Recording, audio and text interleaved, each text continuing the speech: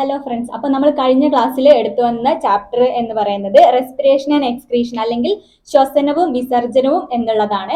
ആ ചാപ്റ്ററിന്റെ പകുതിയോളം പോർഷൻസ് നമ്മൾ കഴിഞ്ഞ ക്ലാസ്സിൽ കവർ ചെയ്തിട്ടുണ്ടായിരുന്നു. അതിന്റെ ബാക്കി പോർഷൻസ് ആണ് നമ്മൾ ഈ ക്ലാസ്സിൽ ഡിസ്കസ് ചെയ്യാൻ പോകുന്നത്. അപ്പൊ കഴിഞ്ഞ ക്ലാസ്സിൽ നമ്മൾ എന്താ പഠിച്ചത്? എല്ലാവരും കഴിഞ്ഞ വീഡിയോ കണ്ടിട്ടുണ്ടായിരിക്കും. അപ്പൊ കഴിഞ്ഞ ക്ലാസ്സിൽ നമ്മൾ നിർത്തിയത് എന്താണ്? ഗ്യാഷ്യസ് എക്സ്ചേഞ്ച് അല്ലെങ്കിൽ വാതക വിനിമയത്തെ പറ്റി പറഞ്ഞുകൊണ്ടാണ് നമ്മൾ അവസാനിപ്പിച്ചിട്ടുണ്ടായത്. അപ്പൊ ആൽവിയോളാർ വാതക വിനിമയം അല്ലെങ്കിൽ ആൽവിയോളാർ വാതക സംവഹനത്തിന്റെ രണ്ട് ഭാഗങ്ങളാണ് ആൽവിയോളാർ വാതക വിനിമയവും അതേപോലെ തന്നെ സിസ്റ്റമിക് വാതക വിനിമയവും. ഈ രണ്ട് വാതക വിനിമയങ്ങളും നമ്മൾ കഴിഞ്ഞ ക്ലാസ്സിൽ ഡിസ്കസ് ചെയ്തു. അപ്പൊ എന്തിനാണ് ഓക്സിജൻ നമ്മളെ റെസ്പയർ ചെയ്യുന്നതെന്ന് നമ്മൾ കഴിഞ്ഞ ക്ലാസ്സിൽ ഡിസ്കസ് ചെയ്തു. എന്തിനാണ്? എനർജി പ്രൊഡക്ഷന് വേണ്ടിയിട്ടാണ് നമുക്ക് ഓക്സിജൻ ആവശ്യം. അപ്പൊ ഈ ഓക്സിജൻ നമ്മൾ എന്താണ്? സിസ്റ്റമിക് വാതക വിനിമയം അല്ലെങ്കിൽ സിസ്റ്റമിക് ഗ്യാഷ്യസ് എക്സ്ചേഞ്ച് വഴി നമ്മളെ സെൽസിലേക്ക് എത്തുകയാണ്. ഈ സെൽസിൽ എത്തിയ ഓക്സിജന് പിന്നീട് എന്ത് സംഭവിക്കുന്നു, അല്ലെങ്കിൽ ഈ ഓക്സിജൻ കൊണ്ട് എങ്ങനെയാണ് നമ്മുടെ സെൽസ് എന്താണ് എനർജി പ്രൊഡ്യൂസ് ചെയ്യുന്നത് എന്നുള്ളതാണ് നമ്മൾ ഈ ക്ലാസ്സിൽ ഡിസ്കസ് ചെയ്യാൻ പോകുന്നത്. അപ്പൊ നമുക്ക് നേരെ ബാക്കി ചാപ്റ്ററിലോട്ട് കടക്കാം. അപ്പൊ ഇതാരാണ്? ഈ ചിത്രത്തിൽ കാണുന്ന സയന്റിസ്റ്റ് ആരാണെന്ന് നിങ്ങൾക്ക് അറിയോ? ഇദ്ദേഹത്തിന്റെ പേരാണ് ഹാൻസ് അഡോൾഫ് ക്രബ്സ്. ഇദ്ദേഹമാണ് നമ്മുടെ എന്താണ് സെല്ലുലാർ റെസ്പിറേഷൻ അല്ലെങ്കിൽ കോശ ശ്വസനത്തിന്റെ രണ്ടാം ഭാഗത്തെ പറ്റി പഠിച്ച ഒരു ശാസ്ത്രജ്ഞനായിരുന്നു. ആര്? ഹാൻസ് അഡോൾഫ് ക്രബ്സ് എന്ന് പറയുന്നത്. അപ്പൊ ഇദ്ദേഹം ആണ് കോശ ശ്വസനത്തെ പറ്റി വ്യക്തമായി എങ്ങനെയാണ് ഓക്സിജൻ ഉപയോഗിച്ച് നമ്മുടെ കോശങ്ങൾ എനർജി പ്രൊഡ്യൂസ് ചെയ്യുന്നതിനെ പറ്റിയിട്ടുള്ള വിശദമായ ഒരു പഠനം നടത്തി കണ്ടുപിടിച്ചിട്ടുള്ളത്. അപ്പൊ എന്താണ് കോശ ശ്വസനം എന്ന് പറയുന്നത്? നമ്മുടെ സെൽസിൽ ഓക്സിജൻ എത്തിക്കഴിഞ്ഞു. ഈ എത്തിക്കഴിഞ്ഞ ഓക്സിജന് പിന്നീട് എന്ത് സംഭവിക്കുന്നു എന്നുള്ളതാണ് കോശ ശ്വസനത്തിൽ പറയുന്നത്. എന്താണ് കോശ ശ്വസനത്തിൽ നടക്കുന്നത്? നമ്മൾ പറഞ്ഞു ഫുഡ് നമ്മൾ കഴിക്കുന്നുണ്ട്. എന്താണ് ഫുഡ്? പിന്നെ എന്താണ് നമ്മളെ ദഹനം നടന്നിട്ട് അല്ലെങ്കിൽ ഡൈജഷൻ നടന്നിട്ട് ഫുഡ് എന്താണ് സ്മോൾ ഫോംസിൽ ആയി മാറും. പ്രോട്ടീൻസ്, ഗ്ലൂക്കോസ് അതേപോലത്തെ ഫോംസിലായി മാറും. ഈ ഗ്ലൂക്കോസ് ഒക്കെ നമ്മളെ സെൽസിലാണ് ഉണ്ടായിരിക്കുക. ഈ ഗ്ലൂക്കോസ് ഉപയോഗിച്ചാണ് പിന്നീട് നമ്മൾ എന്ത് ചെയ്യുന്നത്? ഫർദർ ആയിട്ട് എനർജി പ്രൊഡക്ഷൻ നടത്തുന്നത്. അപ്പൊ എന്താണ്? കോശത്തിൽ വച്ച് ഗ്ലൂക്കോസിനെ ഓക്സിജൻ ഉപയോഗിച്ച് വിഘടിപ്പിച്ച് ഊർജം സ്വതന്ത്രമാക്കുന്ന പ്രക്രിയയാണ് നമ്മൾ എന്താണ് കോശ ശ്വസനം എന്ന് പറയുന്നത്. അല്ലെങ്കിൽ എന്താണ്? The process of breaking down of glucose using oxygen and releasing energy which occurs in cells. അതിനെയാണ് സെല്ലുലാർ റെസ്പിറേഷൻ. അപ്പൊ ഈ ഓക്സിജൻ ഉപയോഗിച്ച് ഗ്ലൂക്കോസിനെ വിഘടിപ്പിച്ച് എനർജി റിലീസ് ചെയ്യുന്ന പ്രോസസ്സിനെയാണ് നമ്മൾ കോശ ശ്വസനം അല്ലെങ്കിൽ സെല്ലുലാർ റെസ്പിറേഷൻ എന്ന് പറയുന്നത്. ഈ സെല്ലുലാർ റെസ്പിറേഷന് രണ്ട് പാർട്ട് ഉണ്ട്. രണ്ട് പാർട്ടായിട്ടാണ് ഈ സെല്ലുലാർ റെസ്പിറേഷൻ നടക്കുന്നത്. അതിൽ രണ്ട് പാർട്ടാണ് ഗ്ലൈക്കോളിസിസ് ആൻഡ് ക്രബ്സ് സൈക്കിൾ. എന്താണ് ഗ്ലൈക്കോളിസിസും ക്രബ്സ് സൈക്കിളും തമ്മിലുള്ള വ്യത്യാസം? അതാണ് നമ്മൾ അടുത്തതായിട്ട് നോക്കാൻ പോകുന്നത്. ഗ്ലൈക്കോളിസിസ് എന്ന് പറഞ്ഞാല് കോശ ശ്വസനത്തിന്റെ ആദ്യ ഘട്ടമാണ്, ആദ്യ ഭാഗമാണ്. ഗ്ലൈക്കോളിസിസ് എന്ന പ്രക്രിയ എല്ലാ ഓർഗാനിസംസിലും അല്ലെങ്കിൽ എല്ലാ ജീവികളിലും കോമൺ ആയിട്ട് നടക്കുന്ന പ്രോസസ്സാണ്. ഈ പ്രോസസ്സിൽ എന്താ സംഭവിക്കുന്നത്? നമ്മളെ ഗ്ലൂക്കോസിനെ ചില എൻസൈമുകൾ എന്താക്കി മാറ്റുന്നു? പൈറൂവിക് ആസിഡായി മാറ്റുന്നു. ഈ ഗ്ലൂക്കോസിനെ പൈറൂവിക് ആസിഡായി മാറ്റുന്ന സമയത്ത് എന്താണ്? നമ്മൾ എനർജി പ്രൊഡ്യൂസ് ചെയ്യുന്നുണ്ട്. ഈ എനർജി എന്ത് ഫോമിലാണ് പ്രൊഡ്യൂസ് ചെയ്യുന്നത്? ATP എന്നുള്ള ഫോമിലാണ് നമ്മുടെ ഗ്ലൂക്കോസിനെ വിഘടിപ്പിച്ച് പൈറുവിക് ആസിഡായി മാറുന്ന സമയത്ത് രണ്ട് ATPs ആണ് നമുക്ക് കിട്ടുന്നത്. അപ്പൊ ഈ എനർജീസ് ATP രൂപത്തിലാണ് പ്രൊഡ്യൂസ് ചെയ്യുന്നതെന്ന് പറഞ്ഞു.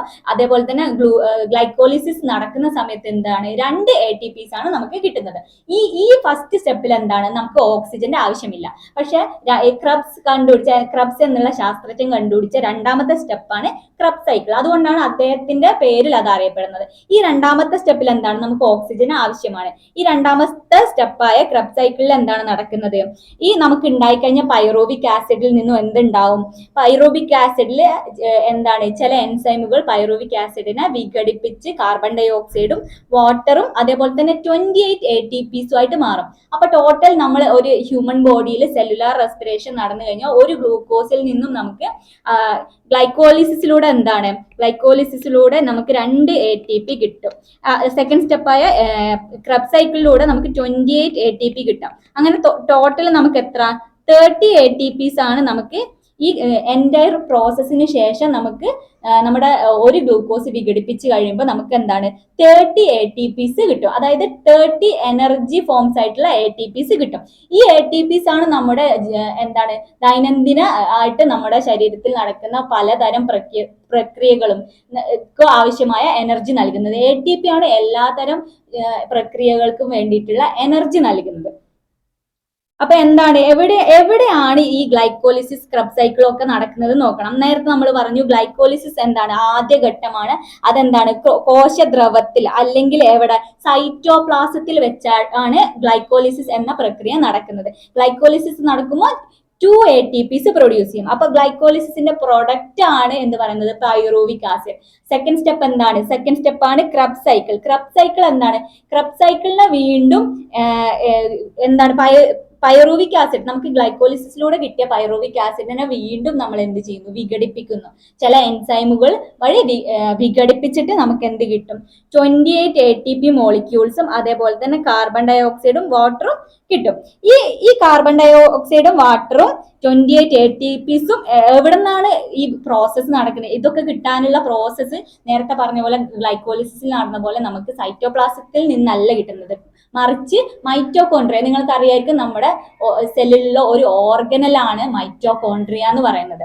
ഈ മൈറ്റോകോൺട്രിയയിൽ വെച്ചിട്ടാണ് രണ്ടാമത്തെ സ്റ്റെപ്പായ ക്രബ് സൈക്കിൾ നടക്കുന്നത്. അപ്പൊ നമുക്ക് ഈ കോളം നമുക്ക് പൂരിപ്പിക്കാനുള്ള എല്ലാത്തരം ഇൻഫർമേഷൻസും നമുക്ക് കിട്ടും. അപ്പൊ ഒന്ന് ആലോചിച്ച് നോക്കാം, ഇവിടെ ഇൻഡിക്കേഷൻസ് തന്നിട്ടുണ്ട്. ആ ഇൻഡിക്കേഷൻ ഉപയോഗിച്ചിട്ട് എന്താണ് ഗ്ലൈക്കോലിസിസിന്റെയും ക്രബ് സൈക്കിളിന്റെയും സൈറ്റും അതേപോലെ തന്നെ കെമിക്കൽ സബ്സ്റ്റൻസസ് എന്തെല്ലാം ഈ കെമിക്കൽ പ്രോസസ്സിൽ ഇൻവോൾവ് ചെയ്യുന്നത് എന്നൊക്കെ നോക്കാം. അപ്പൊ എന്തൊക്കെയാണ് സൈറ്റ് ഓഫ് ആക്ടിവിറ്റി, എവിടെ വെച്ചാണ് ഗ്ലൈക്കോലിസിസ് നടക്കുന്നത്? നമ്മളിപ്പോ പറഞ്ഞു എവിടെ വെച്ചാണ് ഗ്ലൈക്കോലിസിസ് നടക്കുന്നത്. എവിടെയാണ്? സൈറ്റോപ്ലാസത്തിൽ വെച്ചാണ് ഗ്ലൈക്കോലിസിസ് നടക്കുന്നത്. സൈറ്റോപ്ലാസം അല്ലെങ്കിൽ കോശ, എവിടെയാണ്? സൈറ്റോപ്ലാസം അല്ലെങ്കിൽ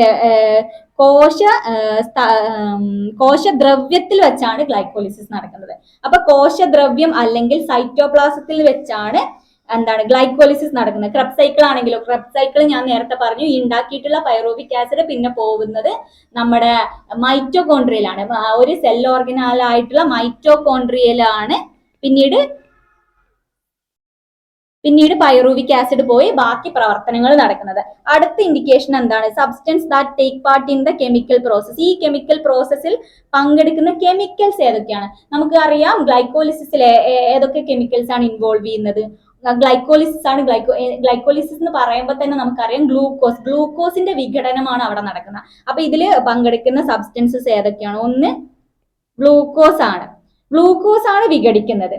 അതേസമയം മൈറ്റോകോൺട്രിയയിൽ വെച്ച് നടക്കുന്ന ക്രബ് സൈക്കിളിലാണെങ്കിൽ ഏതൊക്കെ കെമിക്കൽസ് ആണ് ഇൻവോൾവ് ചെയ്യുന്നത്? എന്ത് വേണം? പൈറൂവിക് ആസിഡ് വേണം. പൈറൂവിക് ആസിഡ് മാത്രം മതിയോ? നമ്മൾ നേരത്തെ എന്താണ് സിസ്റ്റമിക് വാതക സംവഹനത്തിലൂടെ എത്തിച്ച ഓക്സിജനും നമ്മൾ ഇവിടെ ഉപയോഗിക്കുന്നുണ്ട്. അപ്പോൾ പൈറൂവിക് ആസിഡും ഓക്സിജനും ഉപയോഗിച്ചാണ് മൈറ്റോകോൺട്രിയയിൽ വെച്ച് ക്രബ് സൈക്കിൾ എന്നുള്ള പ്രോസസ്സ് നടക്കുന്നത്. പിന്നെ നമുക്ക് കിട്ടുന്ന പ്രോഡക്ട്സ്, ഗ്ലൈക്കോലിസിസ് കഴിഞ്ഞു കഴിഞ്ഞാൽ നമുക്ക് 2 ATPs ആണ് കിട്ടുന്നത്.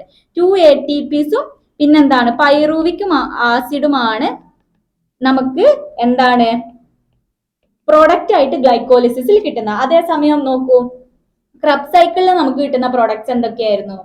30 ATPs കിട്ടും. പിന്നെന്താ, 30 ATPs മാത്രമാണോ? ഈ പൈറൂവിക് ആസിഡ് വിഘടിച്ചു കഴിയുമ്പോൾ 30 ATPs ഉണ്ടാവും. പിന്നെ കാർബൺ ഡൈ ഓക്സൈഡ് ഉണ്ടാവും. ഈ കാർബൺ ഡൈ ഓക്സൈഡ് ആണ് പിന്നീട് എന്താണ് സിസ്റ്റമിക് വാതക സംവഹനത്തിലൂടെ തിരിച്ച് നമ്മുടെ ലങ്സിലേക്ക് എത്തുന്നത്, അല്ലെങ്കിൽ ശ്വാസകോശത്തിലേക്ക് എത്തി എന്താണ് അറ്റ്മോസ്ഫിയറിലേക്ക് പുറന്തള്ളുന്നത്. ഇതൊരു വേസ്റ്റ് ആണ് കാർബൺ ഡൈ ഓക്സൈഡ് എന്ന് പറയുന്നത്. പിന്നെ മൂന്നാമത്തത് എന്താണ്? വാട്ടർ. അപ്പൊ പൈറൂവിക് ആസിഡ് വിഘടിച്ച് കഴിയുമ്പോൾ എന്തൊക്കെ ഉണ്ടാവുന്നത്? 28 ATPs ആണ്. 28 ATPs, carbon dioxide, water, ഇവ മൂന്നുമാണ് നമ്മുടെ ക്രബ് സൈക്കിളിന്റെ പ്രോഡക്ട്സ് എന്ന് പറയുന്നത്. പിന്നെ എന്താണ്? Requirement of oxygen. അപ്പൊ ഗ്ലൈക്കോലിസിസിൽ ഓക്സിജൻ വേണം. ഞാൻ പറഞ്ഞു മൈക്രോ ഓർഗാനിസംസ് മുതൽ എല്ലാ ജീവികളിലും ഗ്ലൈക്കോലൈസിസ് എന്നുള്ള പ്രോസസ്സ് നടക്കുന്നുണ്ട്. അപ്പൊ അത് എല്ലാ ജീവികളിലും കാണുന്നുണ്ട്. പക്ഷെ അതിലെന്താണ്? ഓക്സിജന്റെ ഇൻവോൾവ്മെന്റ് ഇല്ല, നോട്ട് റിക്വയർഡ്, ഓക്സിജൻ വേണ്ട. എന്നാലോ ക്രബ് സൈക്കിളിൽ എന്താണ്? ക്രബ് സൈക്കിളിൽ ഓക്സിജൻ വേണം. ആ ഓക്സിജനും പൈറൂവിക് ആസിഡും ഉപയോഗിച്ചിട്ടാണ് നമുക്ക് 28 ATPs ഉണ്ടാക്കുന്നത്. അപ്പോൾ ഓക്സിജൻ റിക്വയർഡ് ആണ് ഇതില്. ഓക്കെ, അപ്പൊ ഇതെല്ലാവർക്കും ക്ലിയർ അല്ലേ? വളരെ ഇമ്പോർട്ടന്റ് ആയിട്ടുള്ള പാർട്ടാണ്. നിങ്ങൾ ഇത് വായിക്കുമ്പോൾ ശ്രദ്ധിക്കാതെ വിടുന്നതാണ്. ഗ്ലൈക്കോലിസിസ് എവിടെ വെച്ചാണ് നടക്കുന്നത്, എന്തൊക്കെയാണ് പ്രൊഡക്ട്സ്, എത്ര ATPs ഉണ്ടാകും, ഇതൊക്കെ എക്സാമിനുള്ള ക്വസ്റ്റ്യൻസ് ചോദിക്കാൻ സാധ്യതയുള്ള ഭാഗങ്ങളാണ്, വളരെ ഇമ്പോർട്ടന്റ് ആണ്. നിങ്ങൾക്ക് വായിക്കാൻ ബുദ്ധിമുട്ടാണെങ്കിൽ ഇതുപോലെ ചെറിയ ചെറിയ നോട്ട്സ് ആക്കി വെക്കുക. എന്താണ് ഏത് സൈറ്റിൽ വെച്ചാണ് നടക്കുന്നത്, അതേപോലെ തന്നെ ഏതൊക്കെ സബ്സ്റ്റൻസസ് ആണ് ഈ പ്രോസസ്സിൽ ഇൻവോൾവ് ചെയ്യുന്നത്, ഉണ്ടാവുന്ന പ്രോഡക്ട്സ്, എത്ര എനർജി ഉണ്ടാവും, ഇതൊക്കെ വളരെ ഇമ്പോർട്ടന്റ് ആയിട്ടുള്ള ഭാഗങ്ങളാണ്. നന്നായിട്ട് പഠിക്കുക. അപ്പൊ അടുത്തതാണ് നമ്മളിപ്പോ എങ്ങനെയാണ് മനുഷ്യരിൽ ശ്വസനം നടക്കുന്നത് എന്നുള്ളതിന്റെ അവസാന ഭാഗങ്ങളായിരുന്നു നമ്മളിപ്പോ പഠിച്ചത്. എന്താണ് ശ്വസനം എനർജിക്ക് വേണ്ടിയാന്ന് പറഞ്ഞു. ആ എനർജി എങ്ങനെയാണ് ഉണ്ടാവുന്നത് എന്നുള്ളതാണ് നമ്മൾ നേരത്തെ പറഞ്ഞത്. ഇനി നമ്മൾ മനുഷ്യർ മാത്രമാണോ ശ്വസിക്കുന്നത്? ആണോ? അല്ലല്ലോ. എല്ലാ ജീവികൾക്കും നിലനിൽപ്പിന് എനർജി വേണം. ഈ എനർജിക്ക് എന്താണ് വേണ്ടത്? എനർജി ഉണ്ടാക്കാൻ ഓക്സിജൻ വേണം. ഓക്സിജൻ ഇല്ലാതെ എനർജി പ്രൊഡ്യൂസ് ചെയ്യുന്ന വളരെ ചുരുക്കം ജീവികളും നമുക്ക് ചുറ്റുമുണ്ട്. പക്ഷെ അതൊക്കെ മൈക്രോ ഓർഗാനിസം, നമുക്ക് കണ്ണിൽ കൂടെ കാണാൻ കഴിയാത്ത ജീവികളായിരിക്കും. പക്ഷെ എന്താണ്, നമ്മുടെ ചുറ്റും കാണുന്ന മോസ്റ്റ് ഓഫ് ദ ആനിമൽസ് എന്താണ്, അവർക്ക് എന്താണ് ഓക്സിജൻ നീഡഡ് ആണ്. എന്തിനു വേണ്ടിയിട്ട്? എനർജി പ്രൊഡക്ഷന് വേണ്ടിയിട്ട്. അപ്പൊ എന്താണ്, മറ്റു രീതികളിൽ ഈ ശ്വസനം എങ്ങനെയാണ് നടക്കുന്നത്, അല്ലെങ്കിൽ ഓക്സിജൻ അവരെങ്ങനെയാണ്, ഏത് അവയവത്തിലൂടെയാണ് എടുക്കുന്നത് എന്നുള്ളതാണ് നമ്മൾ ഡിസ്കസ് ചെയ്യാൻ പോകുന്നത്. അപ്പൊ ആദ്യം ഇവിടെ കൊടുത്തിട്ടുള്ളത് അമീബേനെ നിങ്ങൾക്ക് എല്ലാവർക്കും അറിയില്ലേ? അമീബ എന്താണ്, യൂണിസെല്ലുലാർ ഓർഗാനിസം ആണ്. ഇതിലെങ്ങനെയാണ് ശ്വസനം നടക്കുന്നത്? സെൽ മെംബ്രെയിൻ അഥവാ കോശസ്തരത്തിലൂടെയാണ്. കോശസ്തരത്തിലൂടെയാണ് അതിന്റെ നടക്കുന്നത്, ശ്വസനം നടക്കുന്നത്. പിന്നെ ഉള്ളത് നമുക്കെല്ലാം സുപരിചിതമായിട്ടുള്ള ഒരു ജീവിയാണ് എർത്ത് വേം അല്ലെങ്കിൽ മണ്ണിരയിൽ എങ്ങനെയാ നടക്കുന്നത്? സ്കിന്നിലൂടെ അല്ലെങ്കിൽ ത്വക്കിലൂടെയാണ് റെസ്പിറേഷൻ നടക്കുന്നത്. മൂന്നാമത്തെ ജീവിയാണ് ഫിഷസിൽ എന്താണ്, അല്ലെങ്കിൽ മീനുകളിൽ എങ്ങനെയാണ് റെസ്പിറേഷൻ എന്ന് ചിന്തിച്ചിട്ടുണ്ടോ? നിങ്ങൾ ഒരു മീന് വാങ്ങിയിട്ട് എടുത്തു നോക്കും, മീനിന് മൂക്കുണ്ടോ? ഇല്ലല്ലോ. അപ്പൊ ഏത് വഴിയായിരിക്കും അത് റെസ്പയർ ചെയ്യുന്നത്? ഫിൻസിന്റെ ഭാഗത്തായിട്ട് ഗിൽസ് എന്ന് പറഞ്ഞിട്ടുള്ള ഓർഗൻസ് ഉണ്ട്. ഈ ഗിൽസ് വഴിയാണ്, അല്ലെങ്കിൽ ചെകിളപ്പൂ എന്നൊക്കെ നമ്മളെ നാട്ടിൽ പറയും, ചെകിള വഴിയാണ് എന്താണ് ഓക്സിജൻ അല്ലെങ്കിൽ ഗ്യാഷ്യസ് എക്സ്ചേഞ്ച് നടക്കുന്നത്. അപ്പൊ നമ്മൾ എന്താ പറഞ്ഞത്, മറ്റ് ജീവികളിലെ ശ്വസനം പറഞ്ഞു. ഇനി മൂന്നാമതായിട്ട് നമ്മുടെ കാര്യം പറഞ്ഞു, ഹ്യൂമൻ ബീങ്സ് അല്ലെങ്കിൽ മനുഷ്യരുടെ കാര്യം പറഞ്ഞു, നമ്മളല്ലാതെയുള്ള കുറച്ച് ജീവികളുടെ ശ്വസനം പറഞ്ഞു. ഇനിയുള്ളതാണ് പ്ലാന്റ്സ്. നമ്മുടെ ലൈഫിൽ ഒഴിച്ചുകൂടാൻ പറ്റാത്ത ആൾക്കാരാണ് ഈ പ്ലാന്റ്സ് എന്ന് പറയുന്നത്. കാരണം അവർക്ക് സ്വന്തമായിട്ട് ഭക്ഷണം ഉണ്ടാക്കാനുള്ള കഴിവുണ്ട്. അപ്പൊ നിങ്ങൾ ചോദിക്കും, എന്താ നമ്മുടെ വീട്ടിൽ ഭക്ഷണം ഉണ്ടാക്കുന്നില്ലേ? നമ്മൾ എന്തുകൊണ്ടാണ് ഭക്ഷണം ഉണ്ടാക്കുന്നത്? പ്ലാന്റ്സ് ഉപയോഗിച്ചിട്ടാണ്.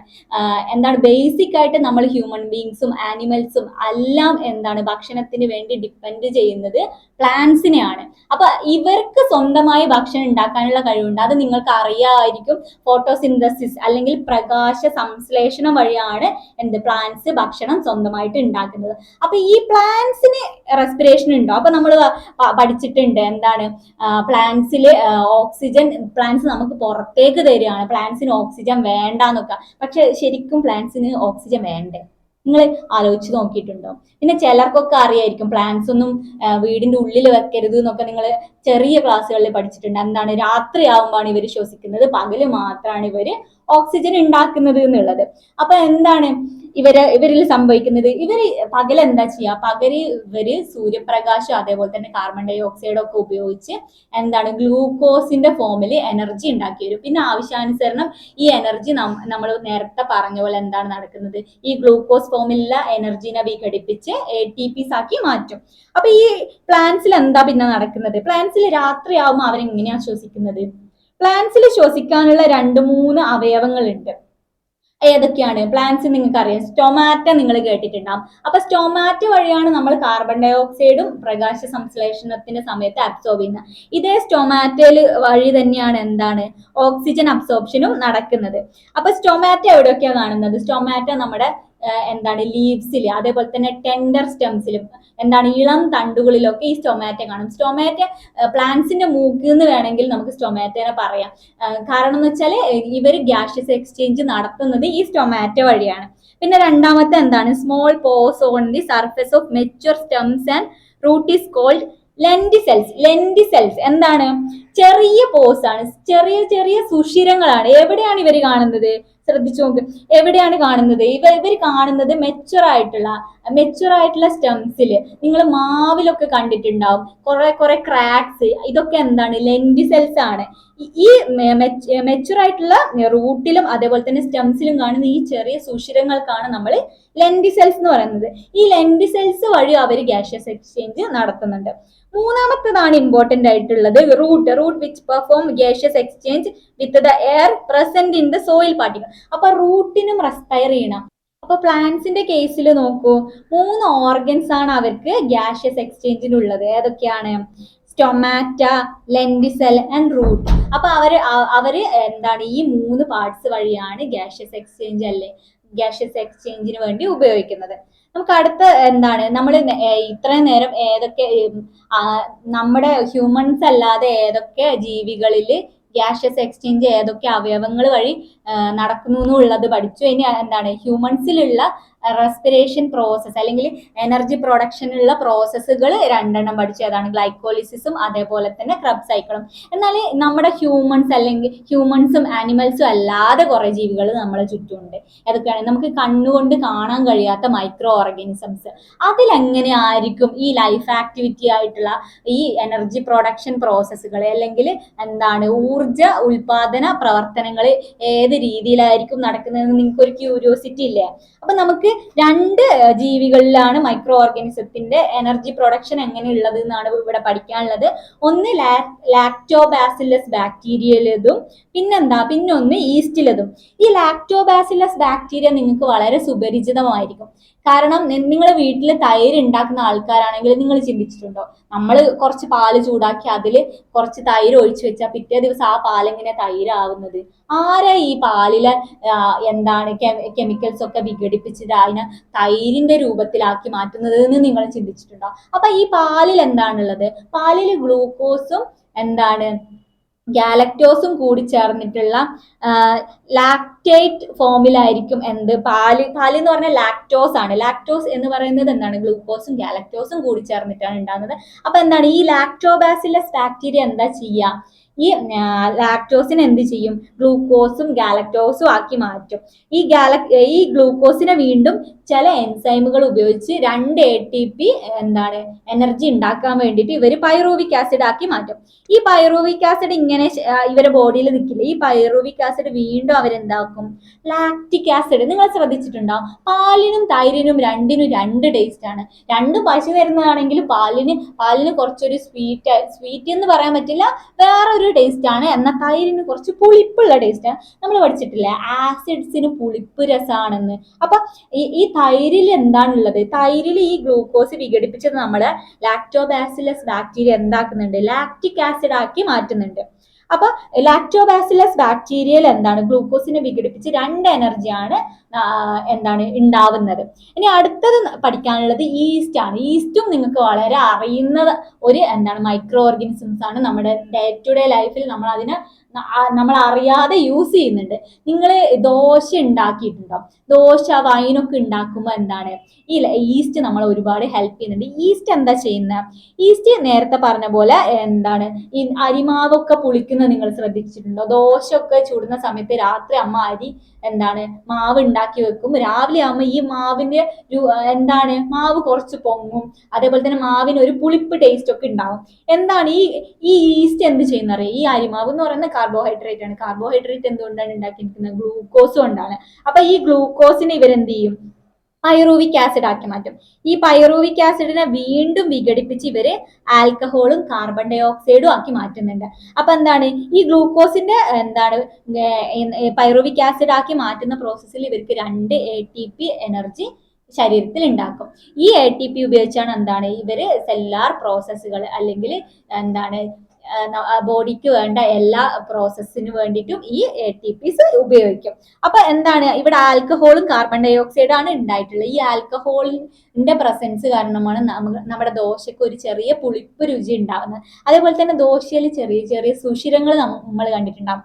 ഈ ഉണ്ടായിട്ടുള്ള കാർബൺ ഡൈ ഓക്സൈഡ് എയറിലേക്ക് തിരിച്ചു പോകുന്നത് കൊണ്ടാണ് ഈ ദോശയിൽ സുഷിരങ്ങൾ വരുന്നത്. അപ്പൊ എന്താണ് നമ്മൾ നേരത്തെ പറഞ്ഞു, എന്താണ് ഈ ഓക്സിജൻ ഉപയോഗിച്ചുകൊണ്ട് നമുക്ക് എനർജി പ്രൊഡക്ഷൻ നടത്താം, അതേപോലെ തന്നെ ഓക്സിജന്റെ ആബ്സെൻസിലും എനർജി പ്രൊഡക്ഷൻ നടത്താം.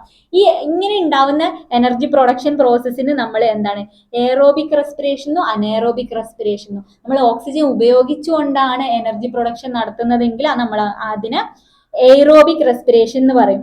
അല്ലെങ്കിൽ ഓക്സിജൻ ഉപയോഗിച്ചല്ല ശ്വസനം നടക്കുന്നതെങ്കിൽ നമ്മൾ അതിന് എന്ത് പറയും, അനേറോബിക് റെസ്പിറേഷൻ. നേരത്തെ പറഞ്ഞ ഈസ്റ്റിലും ബാക്ടീരിയാസിലും ഒക്കെ അനേറോബിക് റെസ്പിറേഷൻ ആണ് നടക്കുന്നത്.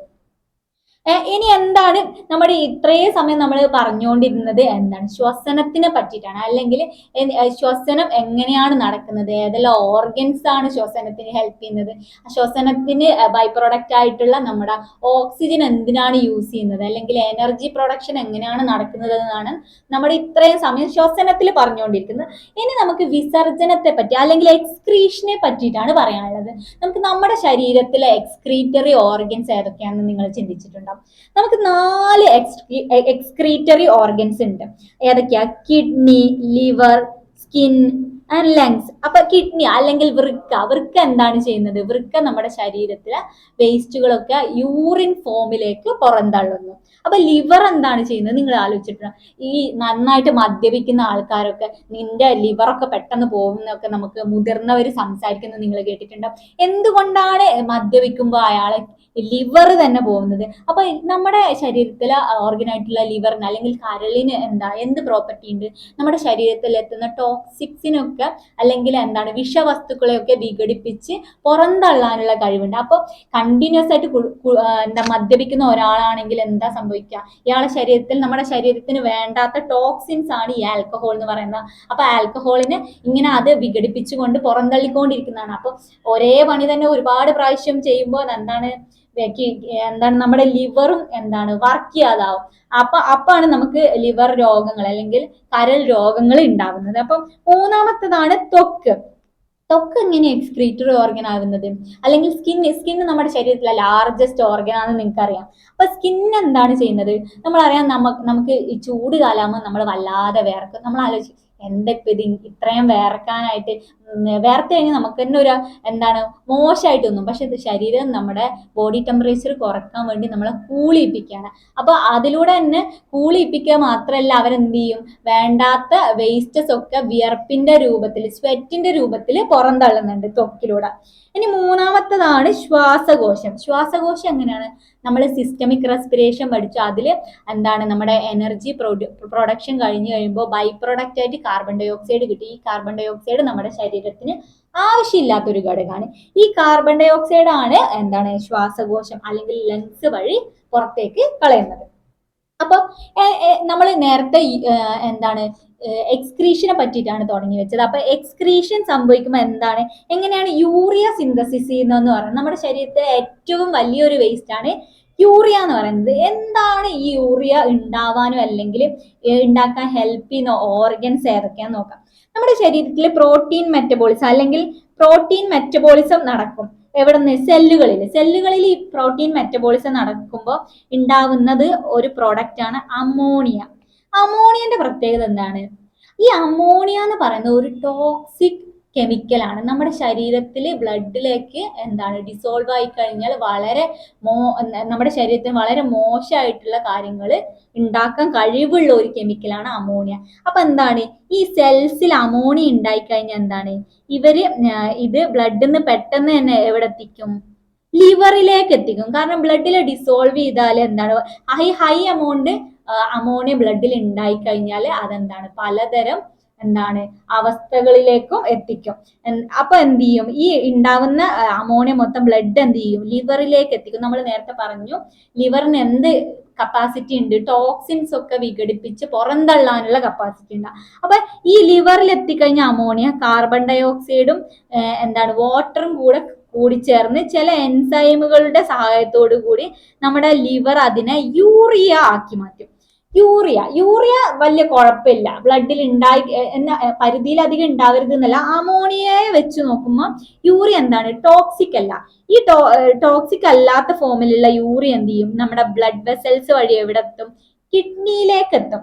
ഈ കിഡ്നിയിൽ എത്തിക്കഴിഞ്ഞാൽ യൂറിയ എന്ത് ചെയ്യും? യൂറിൻ ഫോമിലേക്ക് മാറും. അപ്പൊ അടുത്തത് എക്സ്ക്രീഷൻ എന്ന് പറയുമ്പോൾ നമ്മൾ ഇമ്പോർട്ടന്റ് ആയിട്ട് പഠിക്കേണ്ട ഓർഗൻസ് ആണ് നമ്മൾ നേരത്തെ പറഞ്ഞ 4. അതിൽ തന്നെ വളരെ ഇമ്പോർട്ടന്റ് ആണ് എന്ത്? കിഡ്നി അല്ലെങ്കിൽ വൃക്ക എന്ന് പറയുന്നത്. വൃക്കയിൽ വെച്ചാണ് ഈ ബ്ലഡിലുള്ള യൂറിയ അബ്സോർബ് ചെയ്തിട്ട് യൂറിൻ ഫോമിലേക്കായിട്ട് കുറച്ചുകൂടെ ടോക്സിസിറ്റി കുറഞ്ഞ ഫോം ആയിട്ടുള്ള യൂറിൻ അല്ലെങ്കിൽ മൂത്രം എന്നുള്ള ഫോമിലേക്ക് ആക്കി മാറ്റിയിട്ട് പുറത്തേക്ക് കളയുന്നത്. അപ്പൊ എന്താണ് കിഡ്നി അല്ലെങ്കിൽ വൃക്കയുടെ സ്ട്രക്ചർ ആണ് നമ്മൾ അടുത്ത പഠിക്കാൻ പോകുന്നത്. അപ്പൊ വൃക്കയുടെ സ്ട്രക്ചർ എല്ലാവർക്കും അറിയാം എന്ന് തോന്നുന്നു. നമ്മൾ പയറിന്റെ ഒരു ഷേപ്പാണ്, 2 പയറുകളുടെ ഷേപ്പിലാണ് നമ്മുടെ വൃക്കകള്. നമുക്ക് 1 പെയർ ഓഫ് വൃക്ക, ഒരു ജോഡി വൃക്കകൾ നമ്മുടെ ശരീരത്തിൽ ഉണ്ട്. അപ്പൊ എന്താണ് വൃക്കയിലേക്ക് നോക്കും. വൃക്കന്റെ പാർട്സ് ഏതൊക്കെയാന്ന് നോക്കാം. വൃക്ക അല്ലെങ്കിൽ കിഡ്നി. അപ്പൊ ഈ വൃക്കന്ന് പുറത്തേക്ക് പോകുന്ന എന്താണ് പാർട്ടാണ് എന്ത്? യുറേറ്റർ. എന്നുവെച്ചാൽ വൃക്കയിൽ ഉണ്ടാവുന്ന മൂത്രം പുറന്തള്ളുന്ന ട്യൂബ് പോലെയുള്ള പാർട്ടാണ് എന്ത്? യുറേറ്റർ എന്ന് പറയുന്നത്. അത് കളക്ട് ചെയ്ത് വെക്കുന്ന ഈ പോർഷൻ ആണ് എന്ത്? യൂറിനറി ബ്ലാഡർ അല്ലെങ്കിൽ മൂത്രാശയം. ടെമ്പററി ആയിട്ട് എന്താണ് യൂറിൻ സ്റ്റോർ ചെയ്ത് വെക്കുന്ന സ്ഥലമാണ് യൂറിനറി ബ്ലാഡർ എന്ന് പറയുന്നത്.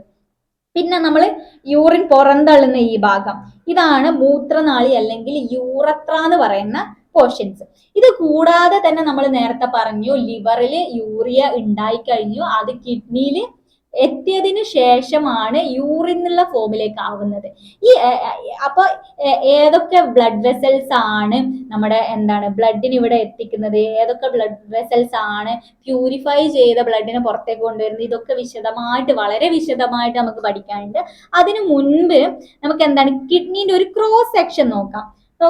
കിഡ്നിന്റെ ക്രോസ് സെക്ഷൻ എടുത്തിക്കഴിഞ്ഞാൽ പുറത്ത് ഇങ്ങനെ പാർട്ട് ഉണ്ട്, പിന്നെ ഉള്ളിൽ കുറെ ഇതുപോലെയുള്ള ബ്ലഡ് വെസൽസും കാര്യങ്ങളൊക്കെ കാണാം. അപ്പൊ എന്താണ് ഈ ഒരു പാർട്ടാണ് പെൽവിസ്. അതേപോലെ തന്നെ ഈ വൃക്കകളുടെ ഉള്ളിൽ ഒരുപാട് നെഫ്രോൺസ് ഉണ്ട്. നെഫ്രോൺസ് ആണ് വൃക്കയിലെ എന്താണ് എത്തുന്ന യൂറിയയെ അരിച്ച് യൂറിൻ ഫോമിലേക്ക് ആക്കി മാറ്റുന്നത്. യൂറിയ എന്ന് പറഞ്ഞാൽ നമ്മുടെ ബ്ലഡിൽ നമുക്ക് ആവശ്യമില്ലാത്ത എന്താണ്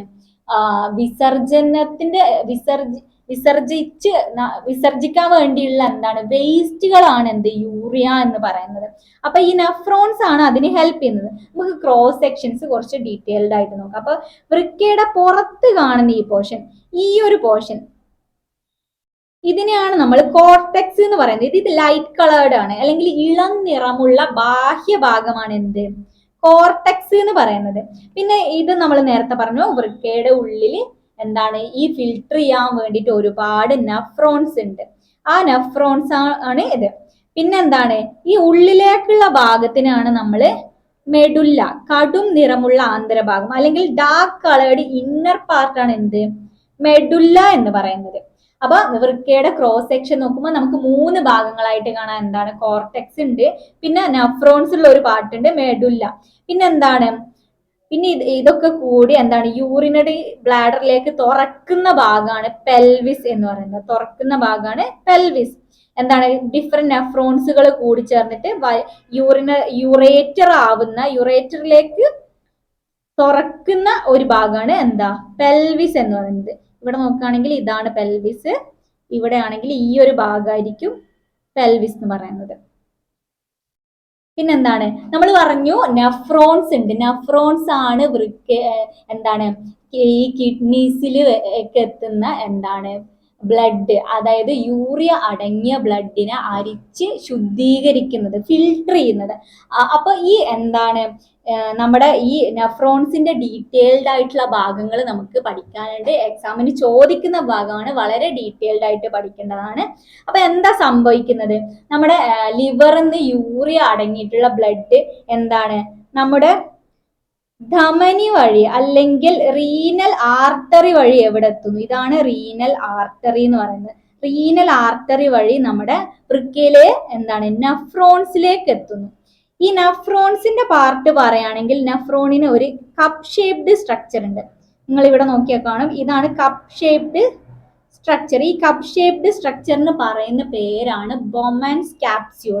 ഈ ബൊമൻസ് ക്യാപ്സ്യൂളിലേക്ക് വൃക്കാധമനി വഴി അല്ലെങ്കിൽ എന്താണ് റീനൽ ആർട്ടറി വഴി എന്ത് ചെയ്യും?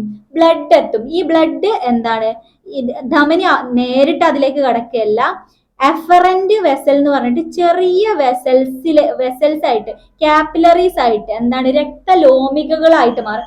എന്തിനാണ് ഈ എന്താണ് വൃക്ക, ധമനി ചെറിയ ചെറിയ കാപ്പിലറീസ് അല്ലെങ്കിൽ രക്തലോമികകളായിട്ട് മാറുന്നത്? നിങ്ങൾ പഠിച്ചിട്ടുണ്ടാവും. വോള്യം എന്താണ് കുറയുമ്പോൾ എന്താണ് പ്രഷർ കൂടും. ഈ പ്രഷർ കൂടുന്ന സമയത്താണ് ഇവിടെയുള്ള ഫിൽട്രേഷൻ എന്താണ് എഫക്റ്റീവ് ആയിട്ട് നടക്കുന്നത്. അപ്പൊ എന്താണ് അഫറന്റ് വെസൽസ് വഴി എന്താണ് നമ്മുടെ എന്താണ് യൂറിയ അടങ്ങിയിട്ടുള്ള ബ്ലഡ് ഇവിടെ എത്തും. ഈ ബൊമൻസ് ക്യാപ്സ്യൂളിന്റെ അകത്ത് എന്താണുള്ളത്? ഒരുപാട് ഗ്ലോമറുലസുകൾ ഉണ്ട്. ഈ ഗ്ലോമറുലസുകളുടെ പ്രത്യേകത എന്താണ്? ഗ്ലോമറുലസിൽ ഒരുപാട് പോസ് ഉണ്ട്. ഈ ഗ്ലോമറുലസിൽ കാണുന്ന പോസിലൂടെ എന്ത് ചെയ്യും? യൂറിയ മാത്രം പുറത്തോട്ട് പോകും. ഈ നമ്മുടെ ബ്ലഡിൽ യൂറിയ മാത്രമല്ല, നമുക്ക് വേണ്ട ആവശ്യമായിട്ടുള്ള ഒരുപാട് പാർട്ടിക്കിൾസ് ഉണ്ട്, വൈറ്റമിൻസ് ഉണ്ടാവും, പ്രോട്ടീൻസ് ഉണ്ട്, ആവശ്യമായിട്ടുള്ള പ്രോട്ടീൻസ് ഉണ്ട്, അതേപോലെ തന്നെ നമ്മുടെ ബ്ലഡ് സെൽസ് ഉണ്ട്, RBCs. അതൊക്കെ നമ്മളിങ്ങനെ അരിച്ച് മൂത്രത്തിലൂടെ കളയുകയാണെങ്കിൽ നമുക്ക് ജീവിക്കാൻ കഴിയുമോ? ഇല്ലല്ലോ. അപ്പൊ എന്താണ് ഈ ബൊമൻസ് ക്യാപ്സ്യൂളിലെ ഗ്ലോമറുലസ് എന്താണ് ആവശ്യം ഇല്ലാത്ത ഈ യൂറിയനെ മാത്രം അരിച്ചെടുത്തിട്ട് എങ്ങോട്ടേക്ക് വിടും? നമ്മുടെ റീനൽ ട്യൂബ്യൂളിലേക്ക് വിടും. റീനൽ ട്യൂബ്യൂളിൽ എന്താ സംഭവിക്കുന്നത്? റീനൽ ട്യൂബ്യൂളിലേക്ക് എത്തുമ്പോൾ നമ്മൾ എത്ര അരിച്ചു എന്ന് പറഞ്ഞാലും കുറച്ചൊക്കെ ആവശ്യമുള്ള സാധനങ്ങളും ഇങ്ങോട്ടേക്ക് വന്നിട്ടുണ്ടാവും. ഈ റീനൽ ട്യൂബ്യൂളിൽ എത്തിക്കഴിയുമ്പോൾ എന്താണ്? ഈ റീനൽ ട്യൂബ്യൂളിൽ വെച്ചിട്ട് എന്താണ് റീ അബ്സോർപ്ഷൻ എന്ന് പറഞ്ഞിട്ടുള്ള അല്ലെങ്കിൽ പുനരാകിരണം എന്ന് പറഞ്ഞിട്ടുള്ള പ്രോസസ്സ് നടക്കും. അപ്പൊ എന്താ സംഭവിക്കുന്നത്? നമ്മുടെ ആവശ്യമുള്ള എന്തെങ്കിലും വസ്തുക്കൾ ഈ ബ്ലഡിൽ പെട്ടു പോയിട്ടുണ്ടെങ്കിൽ അതും കൂടെ ഇവര് എന്താണ് പുറത്തേക്ക് ഈ എന്താണ് റീനൽ വെയിൻ അല്ലെങ്കിൽ വൃക്കാസിര വലിച്ചെടുക്കും. അപ്പൊ ഈ ഫിൽട്രേറ്റ് ചെയ്തിട്ടുള്ള ബ്ലഡ് എന്ത് ചെയ്യും? തിരിച്ച് കിഡ്നിന്ന് പുറത്തേക്ക് കൊണ്ടുപോകുന്ന ബ്ലഡ് വെസലാണ് വൃക്കാസിര അല്ലെങ്കിൽ എന്താ പറയുന്നത് റീനൽ വെയിൻ എന്ന് പറയുന്നത്. അപ്പൊ എന്താണ് നമ്മുടെ പഠിച്ചു നെഫ്രോൺസിന്റെ പാർട്ടാണ് ബൊമൻസ് ക്യാപ്സ്യൂൾ. ബൊമൻസ് ക്യാപ്സ്യൂളിന്റെ അകത്താണ് എന്ത് ഗ്ലോമറുലസ് ഉള്ളത്. ഗ്ലോമറുലസ് ആണ് ഫിൽട്രേഷൻ, അൾട്രാ ഫിൽട്രേഷൻ നടക്കുന്നത്. ഈ എന്താണ് ഈ അൾട്രാ ഫിൽട്രേറ്റ് ചെയ്ത ബ്ലഡ് വീണ്ടും എവിടെ എത്തും? റീനൽ ട്യൂബ്യൂളിലേക്ക് എത്തും, അല്ലെങ്കിൽ വൃക്ക നളികയിലേക്ക് എത്തിയിട്ട് അവിടെ നിന്ന് റീ അബ്സോർപ്ഷൻ നടക്കും. റീ അബ്സോർപ്ഷന് ശേഷം എന്താണ് ഈ യൂറിൻ എന്ത് ചെയ്യും? വീണ്ടും എന്താണ് കളക്റ്റിംഗ് ഡക്റ്റിലേക്ക് പോകും. കളക്റ്റിംഗ് ഡക്റ്റിലൂടെ എവിടെ എത്താം? നമ്മുടെ പെൽവിസിലേക്ക് എത്തും. പെൽവിസ് നിന്ന് പിന്നെ നമ്മൾ നേരത്തെ പറഞ്ഞ പോലെ യൂറേറ്ററിലെത്തും. യൂറേറ്ററിൽ നിന്ന് യൂറിനറി ബ്ലാഡറിലേക്കും പിന്നെ അൾട്ടിമേറ്റ്ലി അത് എന്താണ് പുറത്തേക്ക് കളയുകയും ചെയ്യുന്നു. അപ്പൊ ഇത് ഡീറ്റെയിൽഡ് ആയിട്ട് നോക്കുക. എന്തൊക്കെയാണ് ഈ ഒരു ഭാഗം നിങ്ങൾ ഈ കോളാക്കി പഠിച്ചു കഴിഞ്ഞാൽ നിങ്ങൾക്ക് കുറച്ചുകൂടെ എളുപ്പമായിരിക്കും. അപ്പൊ നോക്ക്, blood vessel which carries blood to the kidney. കിഡ്നിയിലേക്ക് ബ്ലഡിനെ കൊണ്ടുവരുന്ന എന്താണ് ബ്ലഡ് വെസൽ ഏതാണ്? നമ്മൾ നേരത്തെ പറഞ്ഞു വൃക്കാധമനി അല്ലെങ്കിൽ റീനൽ ആർട്ടറി ആണ് എന്ത് ബ്ലഡിനെ കൊണ്ടുവരുന്നത്. അപ്പൊ ഏതാണ്? റീനൽ ആർട്ടറി അല്ലെങ്കിൽ വൃക്കാധമനി. അപ്പൊ blood vessel which carries blood away from the kidney. അപ്പൊ നമ്മൾ ഫിൽട്രേറ്റ് ചെയ്ത് കഴിഞ്ഞാൽ ബ്ലഡിനെ തിരിച്ച് വൃക്കയിൽ നിന്നും പുറത്തേക്ക് കൊണ്ടുപോകുന്ന ആൾ ആരായിരുന്നു? ഏത് ബ്ലഡ് വെസൽ ആയിരുന്നു? ആലോചിച്ച് നോക്കുക. നമ്മൾ ഇവിടെ പറഞ്ഞിട്ടുണ്ട് ഏതൊക്കെയാണെന്ന്. അപ്പൊ തിരിച്ചു കൊണ്ടുപോകുന്ന ബ്ലഡ് വെസലാണ് വൃക്കാസിര അല്ലെങ്കിൽ റീനൽ വെയിൻ എന്ന് പറയുന്നത്. പിന്നെ ultra filters present in the kidney. കിഡ്നിയിലുള്ള അൾട്രാ ഫിൽറ്ററിന് എന്താ പറയാ? പറഞ്ഞു നമ്മൾ ഫിൽട്ടർ ചെയ്യുന്ന ഹെൽപ്പ് ചെയ്യുന്ന ആരാണ്? ചെറിയ ചെറിയ രക്തലോമികകൾ പോലെയുള്ള ഗ്ലോമറുലസ് ആണ് എന്താണ് അൾട്രാ ഫിൽട്രേഷൻ നടത്തുന്നത്. അപ്പൊ ultra filters present in kidney is called glomerulus. അടുത്തതാണ് double walled cup shaped structure present at one end of the nephron. നെഫ്രോണിന്റെ ഒരു ഭാഗത്ത് കാണുന്ന എന്താണ് കപ്പ് ഷേപ്ഡ് സ്ട്രക്ചറിന്റെ പേരെന്താണ്? നോക്ക്, അതാണ് ബൊമൻസ് ക്യാപ്സ്യൂൾ.